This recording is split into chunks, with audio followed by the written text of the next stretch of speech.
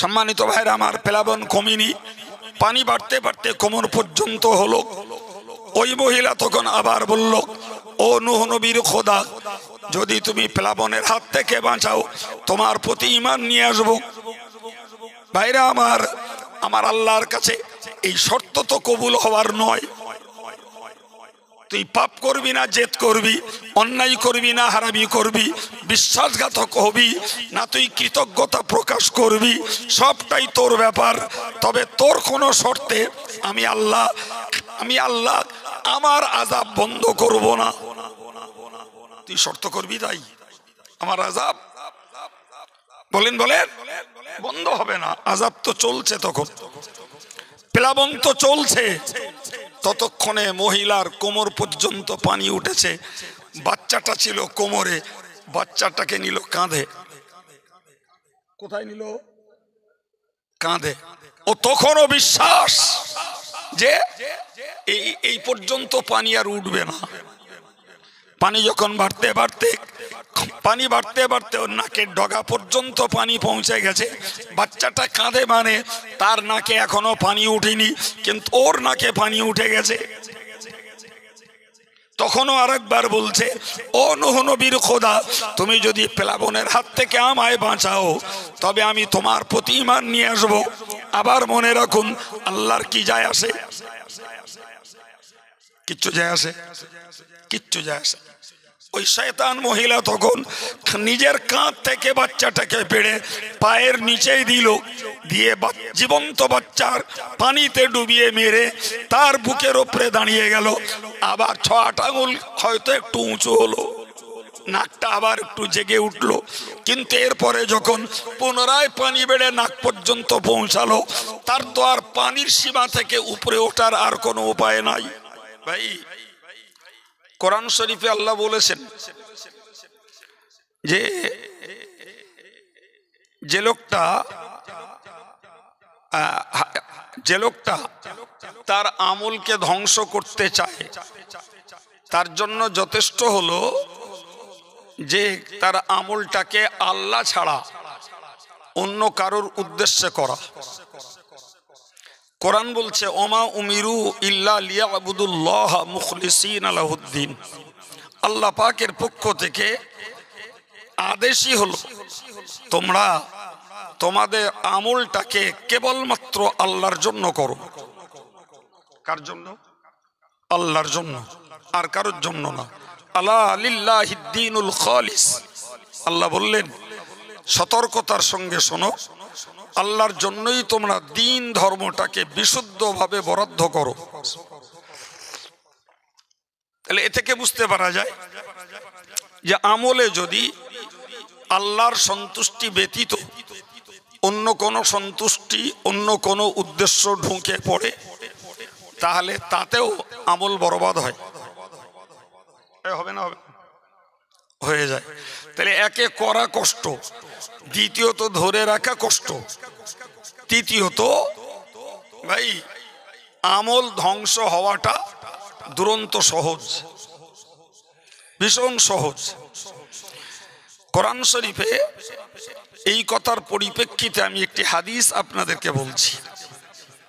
ভাই, রাসূলুল্লাহ বলেছেন, মাম বাদদালা দীনাহু ফাকতুলুহু। যে লোকটা তার ধর্মকে পরিবর্তন করে, কি করে? কথা বলেন, ধর্মকে পরিবর্তন করে। রাসূল বললেন, তার জন্য একটি বিচার, সেটি হলো তাকে হত্যা করো। কি বললেন? যে ধর্ম পরিবর্তন করে, তার মানে ইসলাম থেকে বিচ্যুত হয়ে যায়, ইসলাম তাকে ছেড়ে দিয়ে ভিন ধর্মে চলে যায়, চাই সে ইহুদিতে যাক, খ্রিস্টানে যাক, শিরকের ধর্মে যাক, যে ধর্মেই যাক, প্রিয় নবীর বক্তব্য হলো তার একটাই পানিশমেন্ট। কি বলেছি বাবু?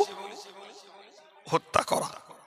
তাহলে এ থেকে বুঝতে পারা যায় যে জিন্দেগিতে কোনো ইমানদার মুসলমান তার আমল থেকে সে বিচ্যুত হতে পারে না, তার ধর্মকে সে পরিবর্তন করতে পারে না। সম্মানিত ভাইরা, তাই ধর্মের পরিবর্তন হত্যার উপযুক্ত এবং এটা নবীর নির্দেশ, আমার বক্তব্য নয়। এরপরে আপনি বলুন, আমরা সাধারণভাবে মনে ভাবুন আমরা সুন্নতুল জামাতের আকীদার মানুষ, সুন্নতুল জামাতকে ত্যাগ করে দিয়ে ভিন্ন কোনো বেদাত মতে ঢুকবো, এটাও কি ভালো জিনিস? হত্যার হুকুম নয়, ওটা ঠিক আছে, কিন্তু নিঃসন্দেহে মত বদল, পালা বদল, দল বদল, একনিষ্ঠতাকে পরিত্যাগ, এটাও আল্লাহ এবং রসুলের কাছে কখনো বলেন পছন্দনীয় নয়। হয়তোবা তার জন্য ঈমান ছাড়িনি, অতএব হত্যা হবে না, কিন্তু নিঃসন্দেহে যদি ভিন্ন পথ, ভিন্ন মত, ভিন্ন দল গ্রহণ করা হয়, সেটি আল্লাহ এবং রসুলের কাছে ঘৃণ্য, অপছন্দনীয়। সম্মানিত ভাইরা আমার, কোরআন শরীফে আল্লাহ বললেন, কুল, ও নবী তুমি বলো, হাল নুনাব্বিউকুম বিল আখসারিনা আমালা। নবী, আমি আল্লাহ নবীকে বললেন তুমি লোকদেরকে বলো যে আমি তোমাদেরকে বলবো ওই আমলের কথা যে আমল তোমাদেরকে ক্ষতিগ্রস্ত করবে, বা ক্ষতিগ্রস্ত আমলের কথা বলবো। আল্লাহ পাকের নবীর কথা সাহাবাই কেরামদেরকে শোনালেন, বলে আল্লাহ বললেন এবার বলো, আল্লাযীনা দাল্লা সাইয়ুহুম ফিল হায়াতিদ দুনিয়া, যারা দুনিয়ার জীবনে চেষ্টা করছে, মেহনত করছে, কষ্ট করছে, সময় নষ্ট করছে, অর্থ খরচ করছে, দৌড়দৌড়ি করছে, অহুম ইয়াহসাবুন আন্নাহুম ইউহসিনুনা সুনা, তারা ভাবছে আমরা খুব ভালো কাজ করছি। তারা কি ভাবছে? আমার কথা বলছি, তারা ভাবছে আমরা খুব ভালো কাজ করছি, অথচ আল্লাহ বলছেন তাদের ওই আমলগুলো ক্ষতিগ্রস্ত কর, ওই আমল তাদেরকে ক্ষতিগ্রস্ত করবে। আমি আল্লাহ এই খবর তোমাকে জানিয়ে দিলাম, তুমি তোমার উম্মতকে জানিয়ে দাও। তাহলে এ থেকে বুঝতে পারা যায় মানুষ ধারণা করবে আমি ভালো কাজ করছি, মানুষ ধারণা করবে আমি নামাজ পড়ছি, ভালো কাজ করছি, আমি রোজা রাখছি, ভালো কাজ করছি, আমি ওয়াজ করছি, ভালো কাজ করছি, আমি ওয়াজ দিচ্ছি, ভালো কাজ করছি, কিংবা আমি দান করছি, ভালো কাজ করছি।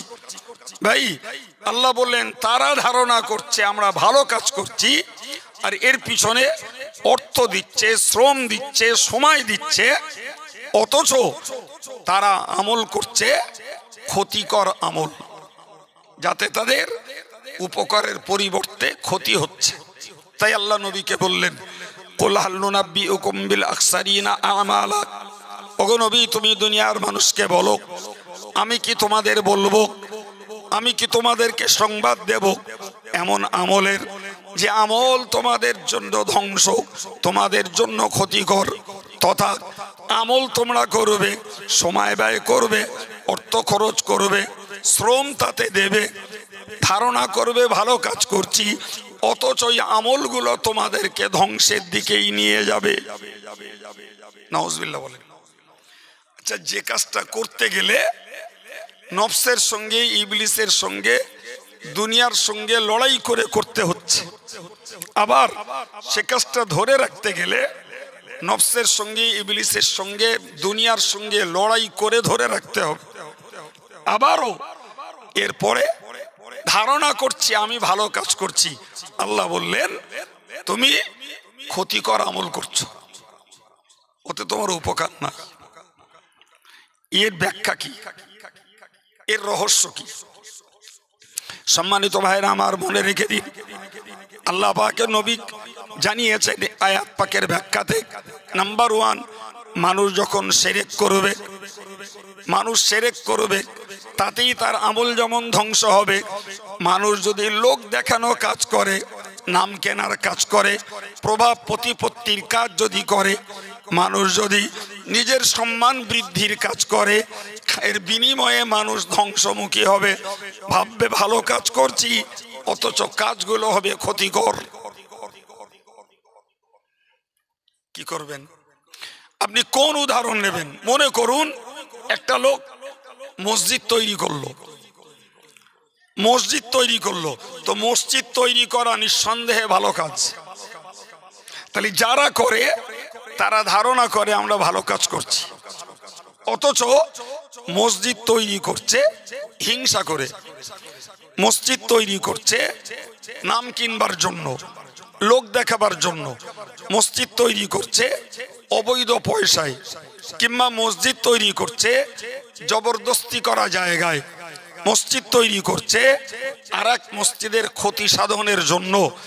এতে মসজিদ তৈরি করতে সময় গেল, অর্থ গেল, শ্রম গেল, অথচ জড়ো হলো পাপ। এই কথা শুনতে পাচ্ছেন? তাহলে বাহ্যিক ভাবে আমলটা ছিল ভালো, অথচ সে আমল উপকারের নয়, সে আমল ক্ষতির।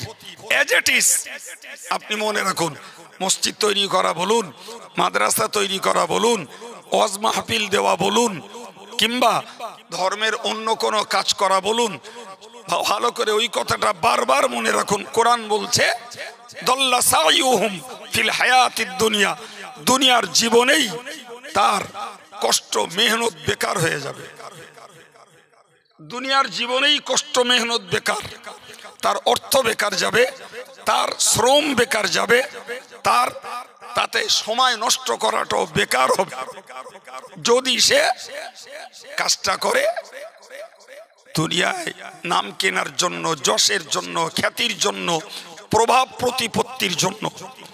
ভাই, মানুষ এই জাতীয় কাজগুলো করে জেদের বশবর্তী হয়ে।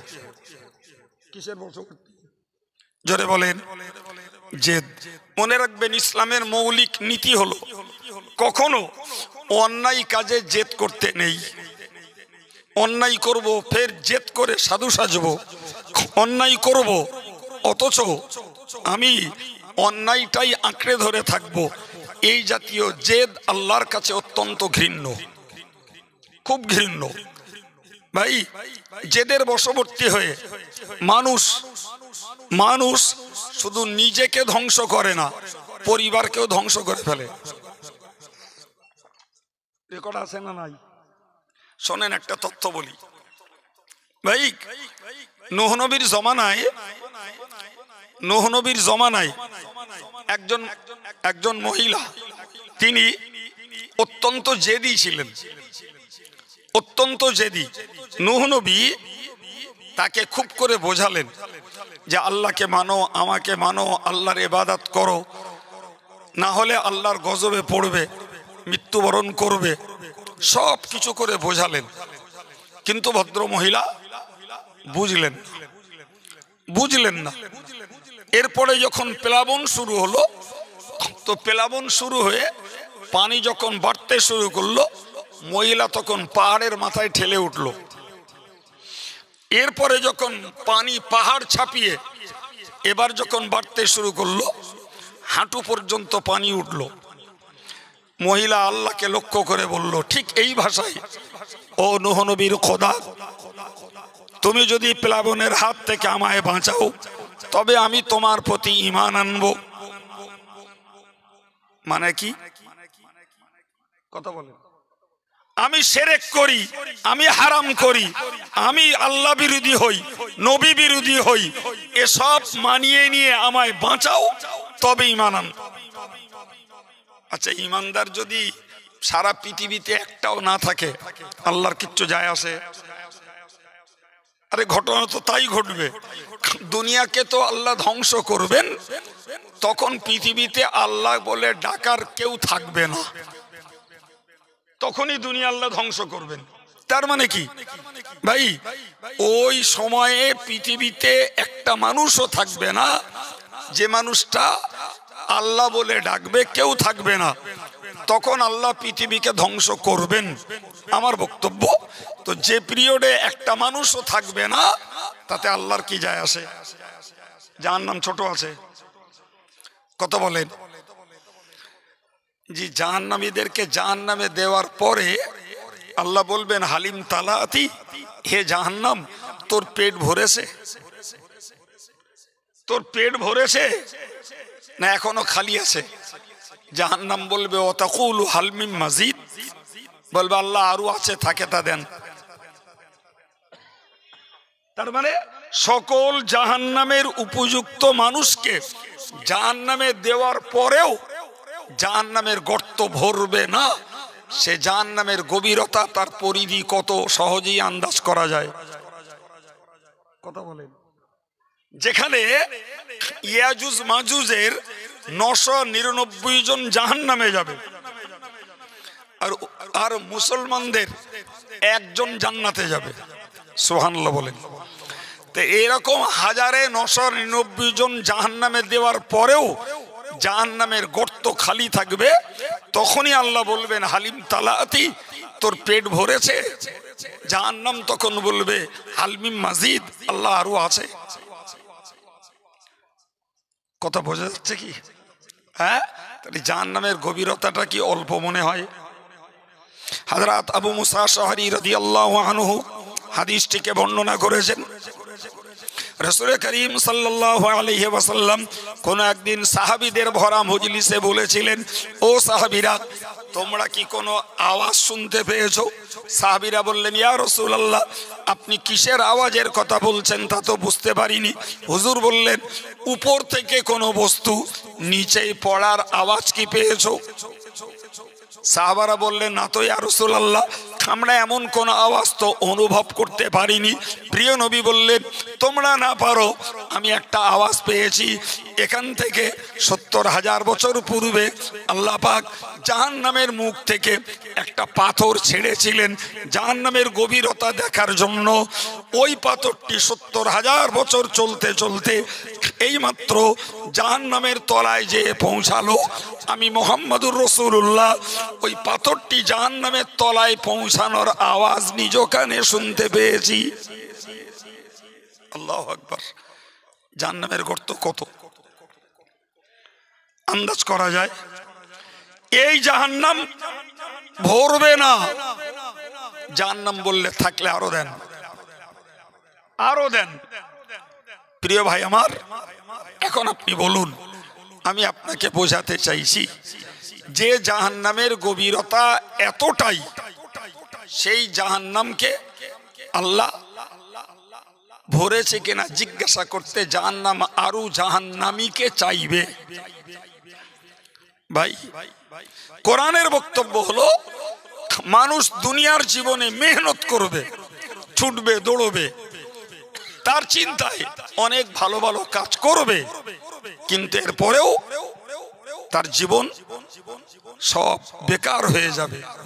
ধারণা করবে ভালো কাজ করছি, অথচ তার কাজগুলো তার জন্য ক্ষতিগ্রস্ত হবে, লেটেস্ট জাহান্নামী হয়ে যাবে। অপরাধ হলো আল্লাহর সন্তুষ্টি ত্যাগ করে দিয়ে দুনিয়ার মানুষের কাছে নাম কিনবার জন্য, শয়তানি করার জন্য দুনিয়াতে চেষ্টা চালিয়ে যাওয়া। প্রিয় ভাই, আমি যে উদাহরণটা আপনাকে শোনাচ্ছিলাম, যে নূহ নবী আলাইহিস সালাতু ওয়াস সালামের জমানার ওই মহিলা, সে বলল যে এ নূহ নবীর খোদা, যদি প্লাবন থেকে তুমি আমায় বাঁচাও, তাহলে আমি তোমার প্রতি। আমি আপনাকে বোঝাতে চাইলাম যে কেউ যদি ঈমান নাই নিয়ে আসে, আল্লাহর কি যায় আসে? সম্মানিত ভাইরা আমার, প্লাবন কমেনি, পানি বাড়তে বাড়তে কোমর পর্যন্ত হলো।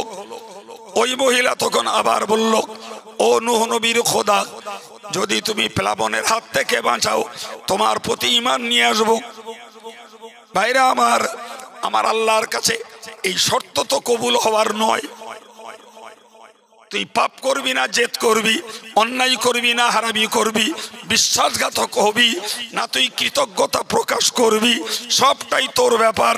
তবে তোর কোনো শর্তে আমি আল্লাহ আমার আযাব বন্ধ করব না। তুই শর্ত করবি, তাই আমার আযাব বলেন বন্ধ হবে না। আযাব তো চলছে, তখন প্লাবন তো চলছে। ততক্ষণে মহিলার কোমর পর্যন্ত পানি উঠেছে, বাচ্চাটা ছিল কোমরে, বাচ্চাটাকে নিল কাঁধে। কোথায় নিল? কাঁদে। ও তখনও বিশ্বাস যে এই পর্যন্ত পানি আর উঠবে না। পানি যখন বাড়তে বাড়তে ওর নাকের ডগা পর্যন্ত পানি পৌঁছে গেছে। বাচ্চাটা কাঁদে মানে তার নাকে এখনো পানি উঠেনি, কিন্তু ওর নাকে পানি উঠে গেছে। তখনও আরেকবার বলছে, ও নূহ নবীর খোদা, তুমি যদি প্লাবনের হাত থেকে আমায় বাঁচাও তবে আমি তোমার প্রতি ঈমান নিয়ে আসবো। আবার মনে রাখুন, আল্লাহর কি যায় আসে? কিচ্ছু যায় আসে? কিচ্ছু যায় আসে। ওই শয়তান মহিলা তখন নিজের কাঁধ থেকে বাচ্চাটাকে পেড়ে পায়ের নিচেই দিল, দিয়ে জীবন্ত বাচ্চার পানিতে ডুবিয়ে মেরে তার বুকের ওপরে দাঁড়িয়ে গেল। আবার 6-8 আঙুল হয়তো একটু উঁচু হলো, নাকটা আবার একটু জেগে উঠলো, কিন্তু এরপরে যখন পুনরায় পানি বেড়ে নাক পর্যন্ত পৌঁছালো, তার তো আর পানির সীমা থেকে উপরে ওঠার আর কোনো উপায় নাই। উপায় আছে? সে ওই উত্তাল তরঙ্গের মাঝে হাবুডুবু খেয়ে মরল, নিজেও ধ্বংস হলো, নিজের বাচ্চাটাকেও ধ্বংস করলো। এতটা জেদের কারণে এত নিষ্ঠুর, এত নির্দয় হতে পারে, তাও মানুষ তার ভুল স্বীকার করে না, মানুষ তার অন্যায়কে ছাড়ে না, বরং অন্যায়ের উপরে জেদ করে মানুষ নিজে ধ্বংস হয় এবং এবং অন্যদেরকে ধ্বংসের পথে নিয়ে যায়। প্রিয় ভাই, এখন মনে করেন কেউ যদি জেদ করে কোনো ভালো কাজ করতে যায়, সেটা ভালো না খারাপ? জোরে বলেন।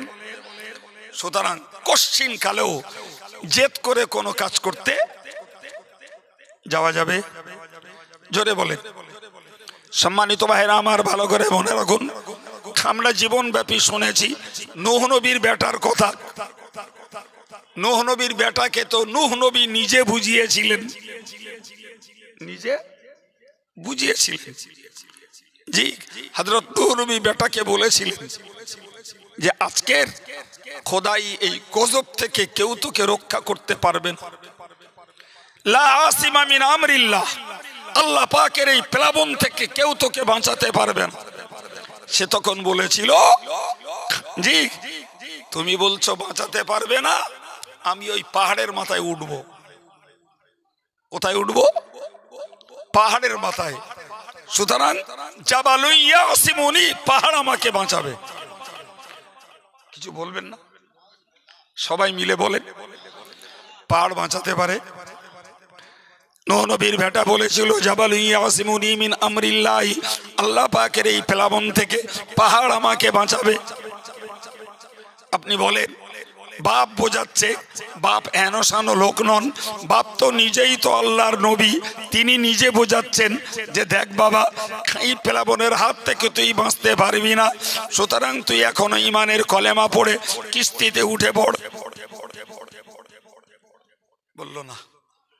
প্রিয় নবী বলেছেন, যে লোকটা নূহ নবীর কিস্তিতে উঠলো, সে ঈমান এবং জীবন দুটি বাঁচিয়ে নিল। সুবহানাল্লাহ বলেন। কিন্তু নূহ নবীর কিস্তিতে যে উঠলো না, সে ঈমান এবং জীবন দুটোকেই ধ্বংস করল। কথা বুঝতে পারেননি? তারই চূড়ান্ত প্রমাণ নূহ নবীর নিজের ছেলে। তিনি তাকে বারবার করে বললেন যে কেউ তোরে বাঁচাতে পারবে না। ও বলল, পাহাড় আমায় বাঁচাবে। উঠে বলবে, সাআবি ইলা জাবালি ইয়াসিমুনি মিনাল মাই, জি আমি খুব শিগগিরই পাহাড়ের মাথায় উঠবো, পাহাড় আমাকে পানিতে ডোবানোর হাত থেকে বাঁচাবে। নূহ নবীর ছেলে পাহাড়ের মাথায়, পানি বাড়তে বাড়তে তার যখন নাকের ডগায় উঠলো, নূহ নবীর কিস্তিটা পাশেই ভাসছিল, পাশেই ভাসছিল। নূহ নবী আবার তাকে ডাকলেন, আবার ডাকলেন, হে ছেলে তুই কিস্তিতে উঠে পড়। ইয়া বুনাইয়ারকাম মানা ওয়ালা তাকুম মাল কাফিরিন, হে ছেলে তুই কিস্তিতে ওঠ, খবরদার বিশ্বাসঘাতক হোস না। আমি তোর জন্মদাতা পিতা, বিশ্বাসঘাতক হোস না। আল্লাহ তোর সৃষ্টিকর্তা, তার বিশ্বাসঘাতক হোস না। ভাই নূহ নবীর বেটা যদি, যে আল্লাহ তাকে সৃষ্টি করেছেন, রুজি রেজেক দিয়েছেন, সে আল্লাহর প্রতি বিশ্বাসঘাতকতা করতে পারে, যে বাপ তাকে জন্ম দিয়েছে, যে বাপ তাকে পরিষেবা দিয়েছে, যে বাপ তাকে প্রতিপালন করে বড় করে তুলেছে, এই বাপের প্রতি বিশ্বাসঘাতকতা যদি করতে পারে, ও ভাই সে চরিত্রে ছানাপোনা আজকের যুগে যদি থেকে থাকে, তাহলে এরা বাপের প্রতি বিশ্বাসঘাতকতা করবে, ওস্তাদের প্রতি বিশ্বাসঘাতকতা করবে, ভাই এরা উপকারকারীর প্রতি বিশ্বাসঘাতকতা করবে। এটা কি আশ্চর্যের কিছু? জি, এটাই হলো জেদের পরিণতি। নূহ নবী চোখ থেকে দেখছেন ছেলের নাকের ডগায় পানি উঠেছে, ছেলে তখন সাঁতরাতে শুরু করলো। কতক্ষণ চলতে পারে বাহুবল আর পদবল, কতক্ষণ চলতে পারে হাতের হাঁচড়ানি, কতক্ষণ চলতে পারে পায়ের দাপটানি। আল্লাহর কোরআন বলছে নূহ নবী অপলক নেত্রে ছেলের দিকে লক্ষ্য করছিলেন, কিন্তু কোরআন বলছে এক পর্যায়ে একটা মুহূর্তে ওই নূহ নবী এবং তার ছেলের মাঝখানে একটা ঢেউয়ের পাঁচিল উঠে গেল, ঢেউয়ের পর্দা একটা উঠে গেল, ঢেউ এত উঁচু হয়ে গেল নূহ নবী তার ছেলেকে দেখতে পেলেন না। তিনি ভেবেছিলেন ঢেউয়ের তীব্রতা যখন আবার নমনীয় হবে, আবার যখন ঢেউটা নিচে নামবে বেটাকে দেখতে পাবেন, কিন্তু ওই যে ঢেউয়ের আড়ালে ছেলে চলে গেল, নূহ নবী আর তার ছেলেকে দেখতে পাননি। কোথায় গেল? জোরে বলেন। তলিয়ে গেল। ওই পানি হলো তার জন্য জাহান্নাম। চোখের সামনে গেল সে পানিতে, কিন্তু প্রকৃত পক্ষে গেল তো কোথায় গেল? কে তাকে জাহান্নামে নিয়ে গেছে? জেদ, অন্যায়ের প্রতি জেদ, অন্যায় করে স্বীকার না করার জেদ, অপরাধ করে জেদ করে সাধু সাজবার এই প্রবণতা তাকে জাহান্নামে নিয়ে গেল। আমি কি আমার বাপের গল্প বলছি না দাদার? কথা বলছেন না কেন? আমি বাপ দাদার গল্প বলছি না কোরআনের তাফসীর বলছি? জি, সুতরাং মনে রাখার দরকার, নিজের জীবনের কষ্ট, নিজের জীবনের অর্থ খরচ, নিজের জীবনের শ্রম ব্যর্থ হবে যদি দুনিয়ার নামের জন্য, যশের জন্য, খ্যাতির জন্য, প্রভাবের জন্য, জেদ তোলার জন্য ধর্মের নামে কোনো কাজ করি। সব হবে। আল্লাহ বললেন দল্লা সাইয়ুহুম ফিল হায়াতিদ দুনিয়া, তার দুনিয়ার জীবনের সমস্ত মেহনত সব বেকার হয়ে যাবে, সব বেকার যাবে। সম্মানিত ভাইরা আমার, আমি আপনাকে বোঝাতে চাইছি, সুতরাং মনে রাখা দরকার, আমল করতে গেলে কষ্ট করতে হয়, আমল বাঁচাতে গেলে কষ্ট করতে হয়। সেই আমল ধ্বংস করা খুব সহজ, যদি রিয়া হয়, লোক দেখানো হয়, যদি সেটা হয় জেদের বশবর্তী হয়ে, সে আমল বরবাদ হওয়া ছাড়া রাস্তা নাই। সে আমল বরবাদ হওয়া ছাড়া রাস্তা নাই। ভাই জেদ ভালো নেকির কাজে, কোন ক্ষেত্রে? যদি থাকে আল্লাহ পাকের সন্তুষ্টির নিয়ত, আর যদি জেদ হয় দুনিয়ার সন্তুষ্টি গেল। আল্লাহ পাকের কোরআন এই জন্য বলেছে, ইয়া আইয়ুহাল্লাযীনা আমানু, হে ঈমানদারেরা, আতিউল্লাহ, তোমরা আল্লাহর হুকুমের ইতাআত করো, ও রাসূলহু, ওই রাসূলের হুকুমের আনুগত্য স্বীকার করো। পরে আল্লাহ বললেন ওয়ালা তুবতিলু আমালাকুম, খবরদার খবরদার, আল্লাহর হুকুমের গোলামি করে, রাসূলের হুকুমের গোলামি করে বাহ্যিকভাবে তুমি প্রমাণ দিচ্ছ আমি আল্লাহর হুকুমের কাজ করছি, আমি রাসূলের হুকুমের কাজ করছি, কিন্তু আল্লাহ বলে দিলেন ওয়ালা তুবতিলু আমালাকুম, খবরদার তোমার আমলগুলো যেন বাতিল করে ফেলো না, আমল যেন নষ্ট করো না।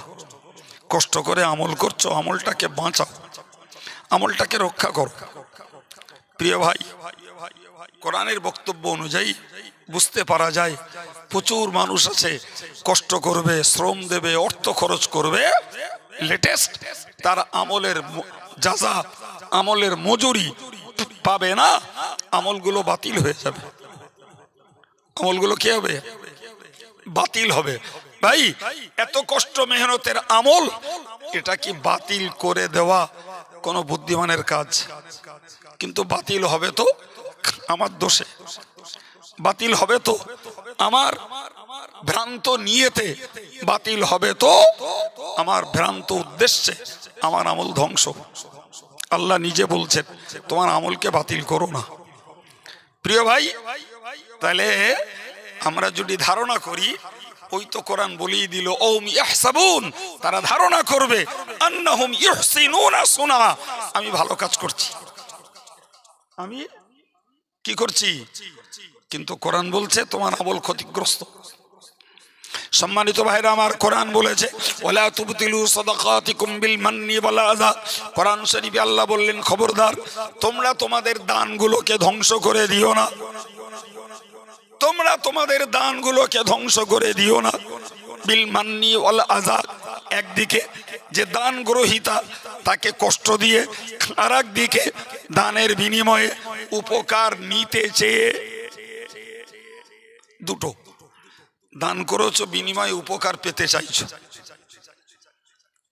জি, আমি কারে আদ্যে বোঝাই, মনে করুন রাজবাড়িয়ার কোনো ভাই যিনি বইকারার প্রতি, জামিয়ার প্রতি খুব নিবেদিত প্রাণ এবং যথেষ্ট মেহনত করে। এখন কালকে বইকারার সভা, পরশু সভা, তিনি গেলেন, দুর্ভাগ্যবশত, ওটা ভালো নয়, আমাদেরই দুর্ভাগ্য, আমরা ওই ভাইটাকে ভালো সেবা দিতে পারলাম না। ভালো করে বুঝুন, তার মনে উকি মারল যে আমি এত উপকার করি, এত পয়সা বইকারার জন্য কি জামিয়ার জন্য চাঁদা তুলে দেই, আজকে এলুম তা একটু যত্নও করলে না, এক কাপ চাও দিলে না, একটু বসতেও বললে না, এইবার যাক। এই কথা বলেন, এইরকম মনের ভিতরে এই যে যত্ন পাওয়ার, এই যে সম্মান পাওয়ার, এই যে সেবা পাওয়ার মানসিকতা, দানের বিনিময়ে কিছু মানুষের থাকতে পারে না, পারে না? চিল্লে বলেন।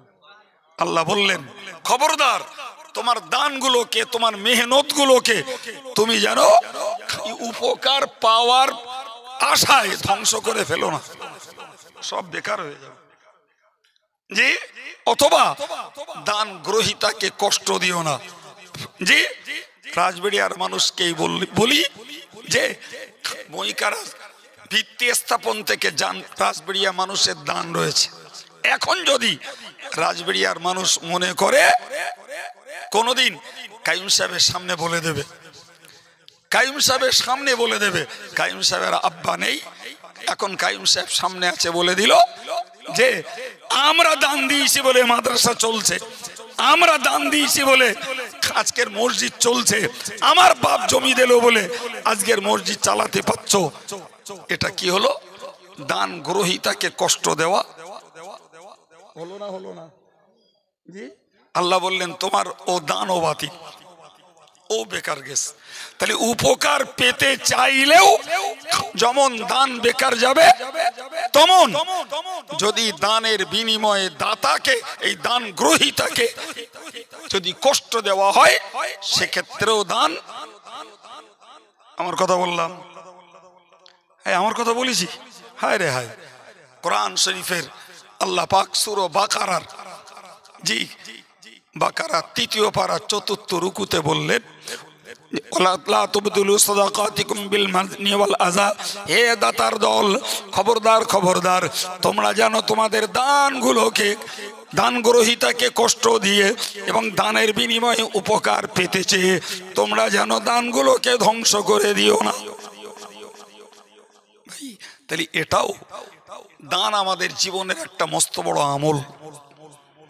জি, যে দানের বিনিময়ে আরশের নিচে জায়গা পাওয়া যেতে পারে, যে দানের বিনিময়ে জাহান্নামের আগুন থেকে নাজাত পাওয়া যেতে পারে, ভাই যে দানের বিনিময়ে আল্লাহর সন্তুষ্টি লাভ হতে পারে, সেই মহামূল্যবান আমলটাও ধ্বংস হবে ওই দুটো পথে।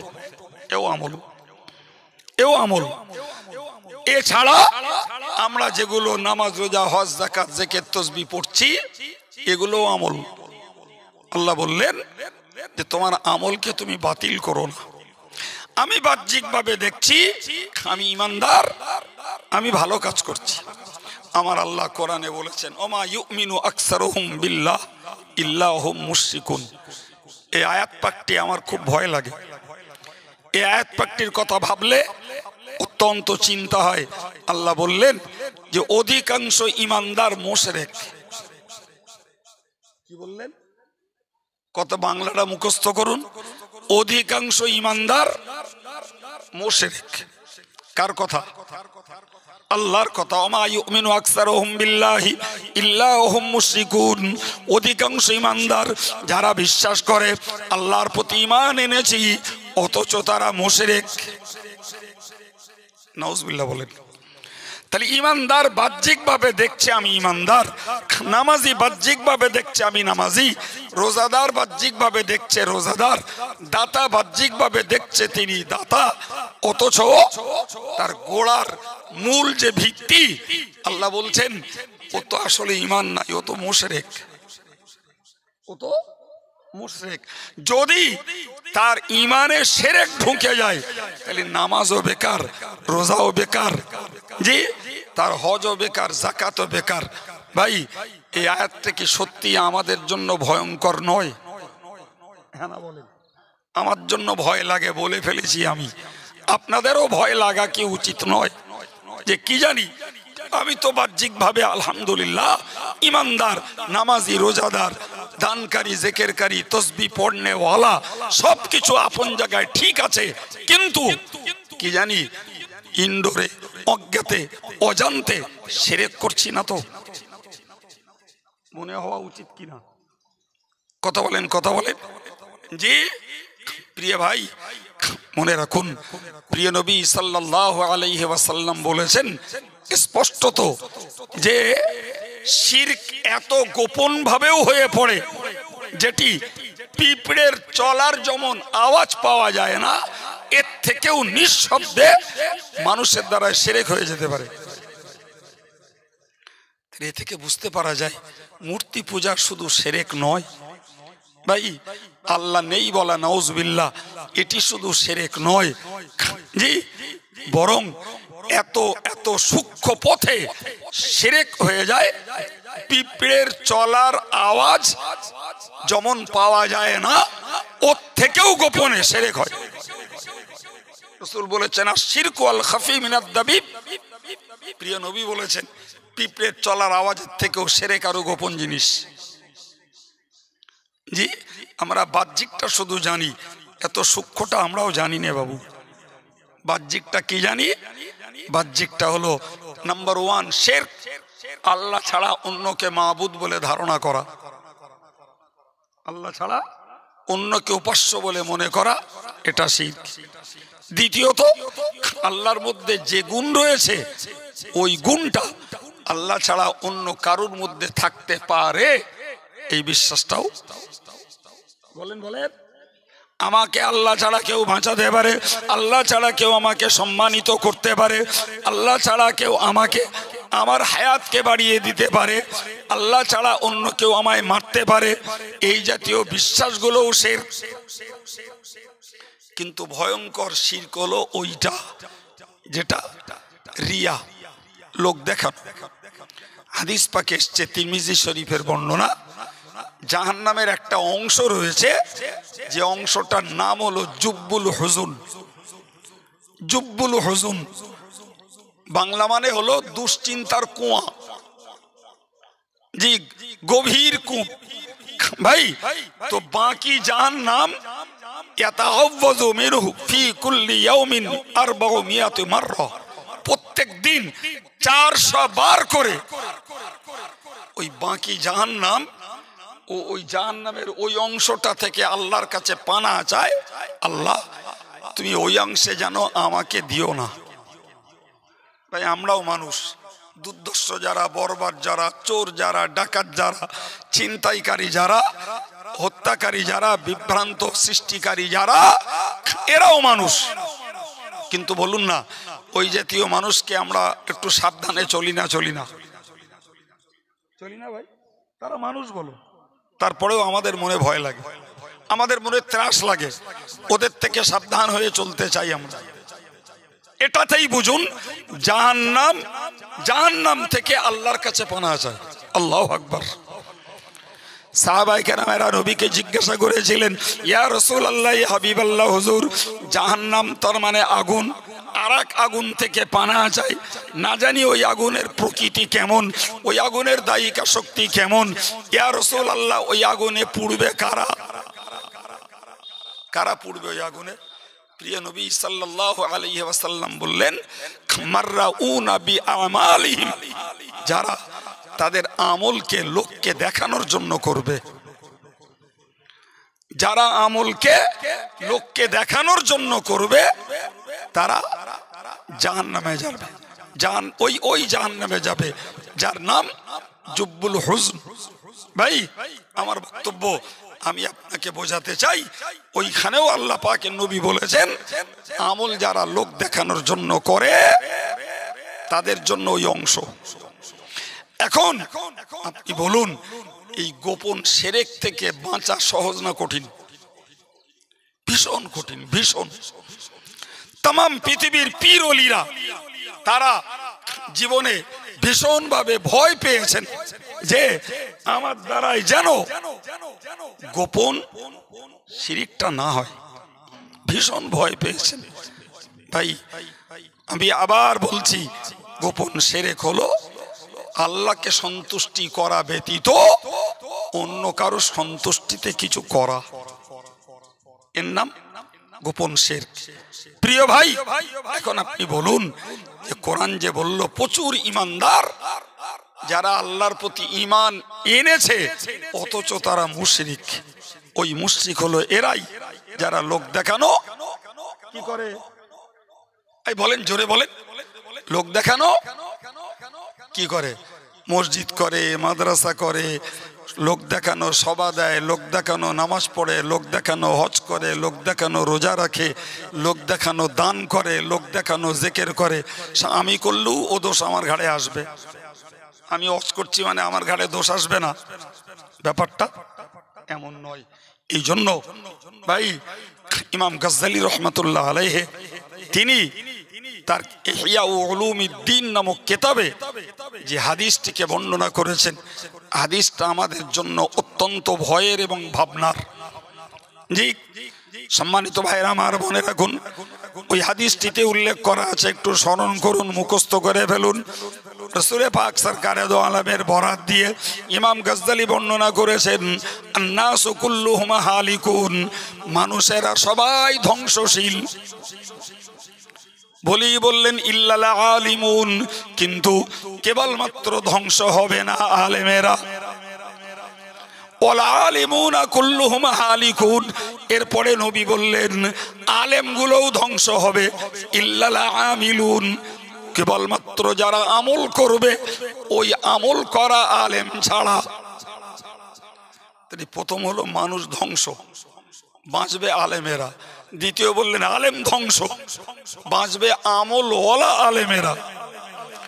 আবার বললেন ওয়ালা আমিলুনা কুল্লুহুম হালিকুন, আমল ওয়ালা আলেম হয়েও ধ্বংস হবে।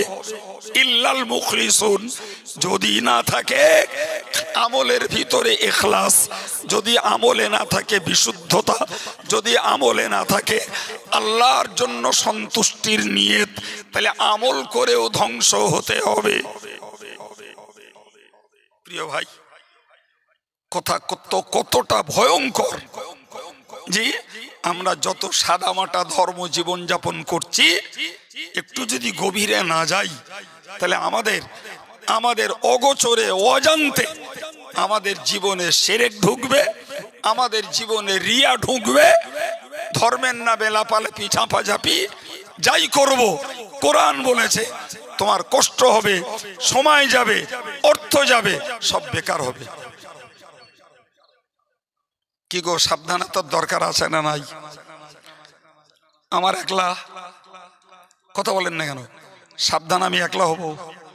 সবার হতে হবে। ভাইদেরও হতে হবে, মায়েদেরও হতে হবে, পীর সাহেবেরও হতে হবে, পীরজাদারও হতে হবে, মৌলানা মৌলবীদেরও হতে হবে, হাজি সাহেব হাফেজ সাহেবদেরও হতে হবে। তাহলে অতটা প্লেন কিছু করে যাব আর আল্লাহ আমাকে বহুত বহুত পুরস্কার দেবে, ব্যাপারটা এত সস্তা আল্লাহর কাছে না বাবা, আল্লাহর কাছে না। জি ভাই, আপনাকে আমি ওই হাদিসটাকে শুনিয়ে দেবো যে হাদিসে হযরত রাসূল করিম সাল্লাল্লাহু আলাইহি সাল্লামের প্রিয় সাহাবী হযরত ওমর ফারুক রাদিয়াল্লাহু আনহু তিনি কাবে আহবারকে জিজ্ঞাসা করেছিলেন, মান আরবাবুল ইলম, আলেম নামের উপযুক্ত ব্যক্তি কে, আলেম কে? তিনি বললেন, আল্লাযীনা ইয়ামালুনা বিমা ইয়ালামুন, আলেম নামের উপযুক্ত ব্যক্তি হলো তারাই যারা যতটা জ্ঞান অর্জন করেছে ততটা আমল করেছে। সুবহানাল্লাহ। আমল শূন্য, ইলমের মূল্য নাই। আমল শূন্য, ইলমের মূল্য নাই। ভাই সেই আমলও তো ভালো মন্দ দুরকম। জি, এখন যদি আমল হয় মন্দ সেটাও বিপজ্জনক, আবার আমল যদি হয় আল্লাহর সন্তুষ্টির পরিবর্তে লোক দেখানো সেটাও বিপজ্জনক, ঠিক কিনা? হযরত ওমর কাবকে জিজ্ঞাসা করেছিলেন, ফামা আখরাজাল ইলমা মিন কুলুবিল উলামা, জি আলেমদের অন্তর থেকে ইলম বার করে দেবে, ইলম বেরিয়ে যাবে কোন দোষে?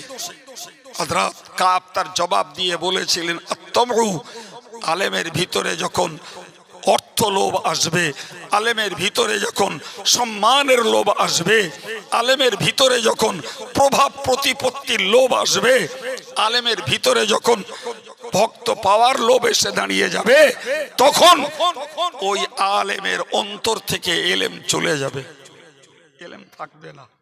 প্রিয় ভাই, আমি আপনাকে সম্মানের সঙ্গে কোরআন হাদিসের তথ্যের ভিতর দিয়ে আপনাকে বোঝাতে চাইছি।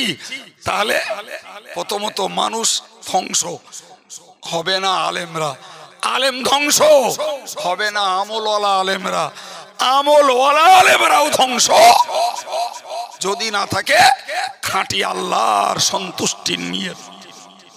ভাই এখন আপনি বলুন, যদি সম্মানের লোভ হয়, প্রভাব প্রতিপত্তির লোভ হয়, অর্থ কামাইয়ের লোভ হয়, ভাই এটা কি আল্লাহর সন্তুষ্টি না দুনিয়া কামাই?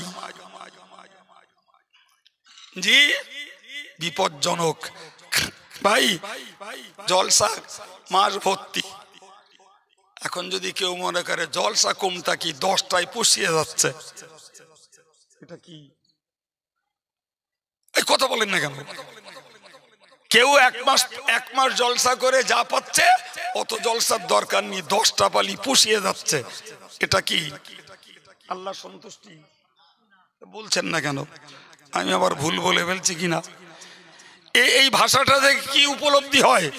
এতে আল্লাহর সন্তুষ্টি না জলসাটা অর্থ রোজগারের একটা ফাঁদ, অর্থ রোজগারের একটা মাধ্যম, তাহলে আল্লাহর সন্তুষ্টি তো শেষ। জি আমি আবার ঘুরিয়ে আপনাকে শোনাচ্ছি, আল্লাহর সন্তুষ্টি ছাড়া যাই করব আমার কষ্ট যাবে, সময় যাবে, অর্থ যাবে, সব বেকার হবে। আমার কথা বলেছি কোরআনের কথা।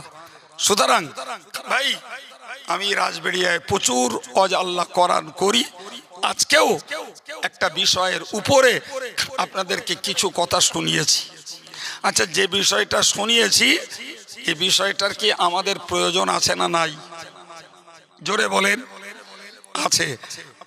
ওই ক্ষতির মাঝে আমরা যেন না পড়ি, যে আমরা যেন ক্ষতির মাঝে না পড়ি যে আমার আমল করতে কষ্ট ছিল তাও করলাম, আমল ধরে রাখা কষ্ট তাও মাশাআল্লাহ 20 বছর 30 বছর ধরে ধর্ম করছি, এরপরে আমার আমলটা যেন বাতিল না হয়, আমার আমলটা যেন বরবাদ না হয়। এর জন্য আমার চাই শক্ত নিয়ত, চাই আল্লাহ পাকের কাছে সাহায্য, যে আল্লাহ আমার আমল বাতিল না হয় তুমি হেফাজত করো। আল্লাহ আমি ইমানদার, আমার মধ্যে গোপনে শিরক না ঢোকে তুমি হেফাজত করো। আল্লাহ যতটুকু আমল করি তোমার সন্তুষ্টির জন্য করতে দাও। আল্লাহ নামের জন্য, যশের জন্য, প্রভাবের জন্য, অর্থ কামাইয়ের জন্য যেন ধর্মটাকে ব্যবহার না করি। আল্লাহ তুমি আমাকে হেফাজত করো। এই শেষ কথাটা আমার সাধারণ ভাইদের তুলনায় আমার মতন এই অজের লাইনে যারা, এদের ভয় আরো বেশি থাকা দরকার। এই বিপদে এরাই পড়তে পারে বেশি, ঠিক কিনা বলেন? আমি আপনাদের কাছে দোয়া চাই, অন্তত আমার জন্য দোয়া করেন। আল্লাহ পাক এই জাতীয় নাম, যশ, খ্যাতি, প্রভাব, প্রতিপত্তি আর অর্থ লুটবার ধান্দায়, সম্মান কিনবার ধান্দায় আল্লাহ দিনের কোনো কাজ না করান। সবাই বলেন আমিন। আর একটু জোরে বলেন আল্লাহুম্মা আমিন।